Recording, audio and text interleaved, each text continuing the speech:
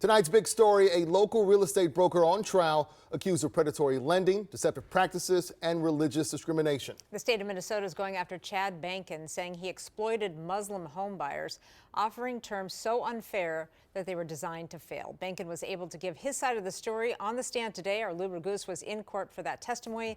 Joins us now with more. Lou? Guys, Chad Bankin sold 160 homes using a contract for deed, a high-risk alternative for people who can't get a traditional mortgage.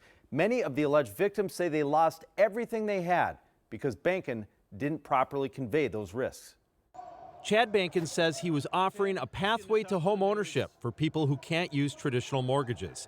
The Minnesota Attorney General says the real estate broker used deceptive practices that violated consumer fraud laws, plus the Human Rights Act. Bankin had what I would call a double scam going. Attorney Jason Steck represents one of Bankin's alleged victims, a member of the Somali community. The AG's lawsuit says Bankin targeted them because many Muslims won't make deals that involve interest payments. He encouraged them to buy a house that was more than they could afford.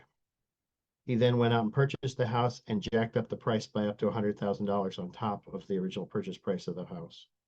He then demanded that they make a six-figure down payment on the house. Bankin's business involved selling homes with a contract for deed. That means Bankin owned the home while the buyer made payments for 5 years, at which point the rest of the balance would be due. Bankin would then evict buyers who couldn't make payments. He's accused of hiding what that final payment would be. He knew it would fail. He would cancel the contract for deed at the first available opportunity, and he would pocket that big down payment and all the payments that he got. On the witness stand, Bankin said he properly made all disclosures with clients who bought from him, and his defense has said if the homebuyers didn't understand what they were getting into, it was because their real estate agents didn't properly explain it to them. This trial is scheduled to go into next week. If the jury decides that Bankin broke the law, he could have to pay fines. Now, he's not charged with a crime, so jail is not a possibility.